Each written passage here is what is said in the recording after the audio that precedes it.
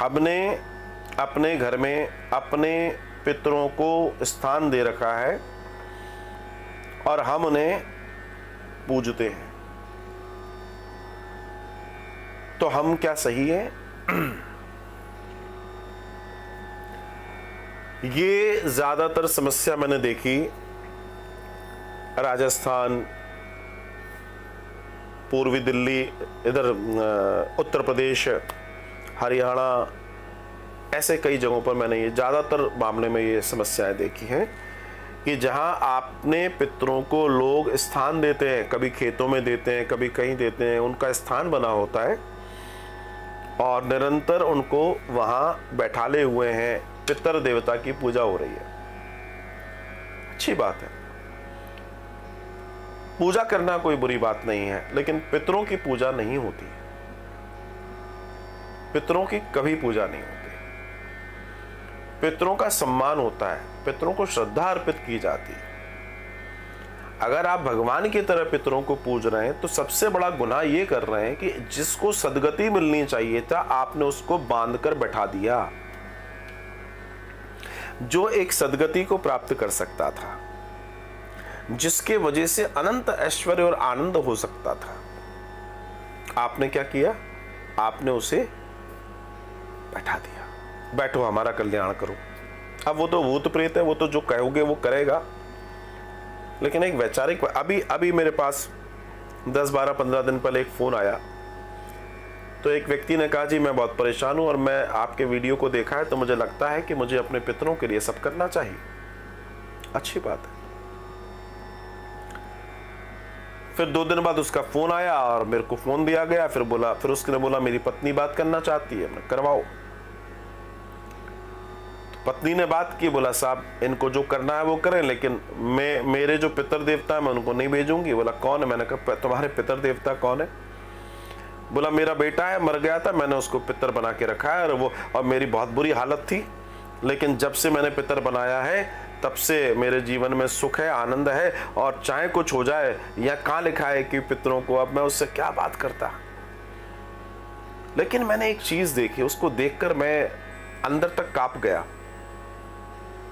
और वो दर्शन था कि एक स्त्री कितनी स्वार्थी है कि सिर्फ उसको सुख मिले उसके लिए अपने मरे हुए बच्चे को भी पितर बना के पूजने को तैयार है, वो अपने सुख के लिए।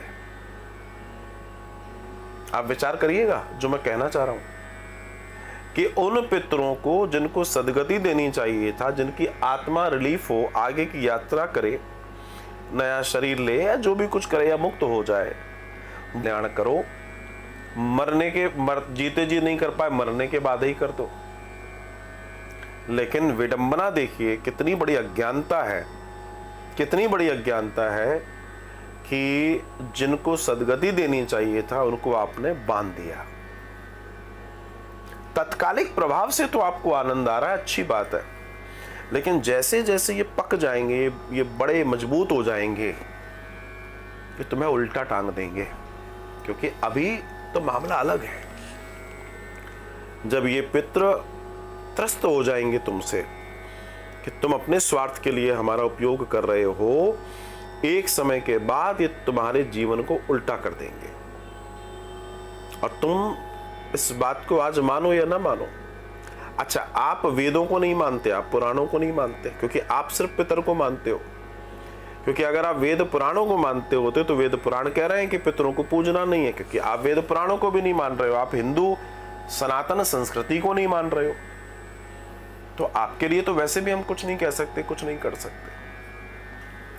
लेकिन मैं उस दिन ये विचार करता रहा, बहुत समय तक सोचता रहा था कि इंसान का स्वार्थ देखिए। लोग कहते हैं माता कुमाता नहीं होती, यहां तो कुमाता दिख रही है,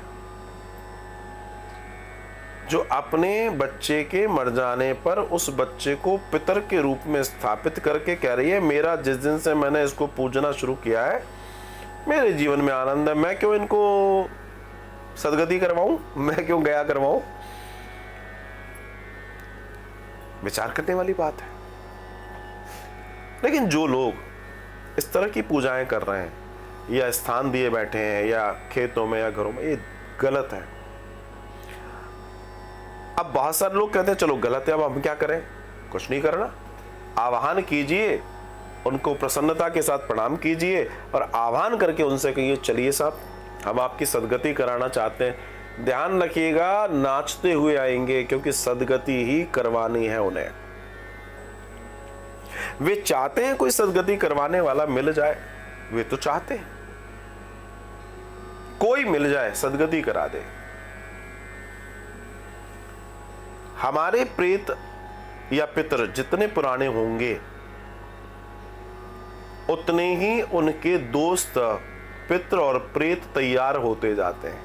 मतलब वो समूह में कई सारे एक साथ जुड़ जाते हैं और जब वे ताकत में आते हैं ना, तब आपके लिए दिक्कत पैदा कर देते हैं। जो हमारे यहाँ डैमेज होते हैं, जो काल मृत्यु होती हैं, जो काम बिल्कुल रुक जाते हैं, वो तब होता है जब पितृ बहुत बली हो जाते हैं, प्रेत बहुत बली हो जाते हैं और वो हर काम में बाधा डालते हैं, जिसको प्रेत बाधा बोलते हैं। वास्तव में प्रेत बाधा तो वो है। धीमे धीमे आपके समस्त कार्यों को, समस्त स्थितियों को जो बिल्कुल जीरो करने की तैयारी कर ले, असली प्रेत बाधा वो है।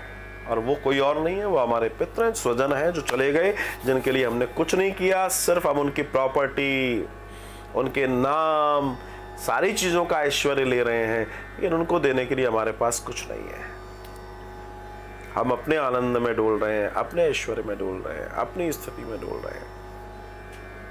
अगर आपको भी लगता है कि सारी स्थितियां परिस्थितियां आपको भी छू रही हैं, आप भी ऐसा सोचते हैं, तो ध्यान रखिएगा, समय रहते अपने पितरों को नमन कर लीजिए, अपने पितरों के सम्मान में कुछ कीजिए। ये जो श्राद्ध पक्ष है, ये पितरों को नमन करने का ही महापर्व है। श्रद्धा से अपने पितरों को श्राद्ध अर्पित करें, उनको अपनी विश्वास अर्पित करें। उन्हें लगना चाहिए कि हमारे वंश में ऐसे लोग हैं जो धर्म कर्म के कार्य कर रहे हैं, हम तो नहीं कर पाए लेकिन ये कर रहे हैं, ये कर रहे हैं। तो इस स्थिति को समझना और जानना बहुत ज्यादा जरूरी है, बहुत जरूरी है। विशेष करके पुरुषों को इस बात का ध्यान रखना चाहिए कि आपके यहां ये सारे कार्य आपके द्वारा संपन्न होने चाहिए।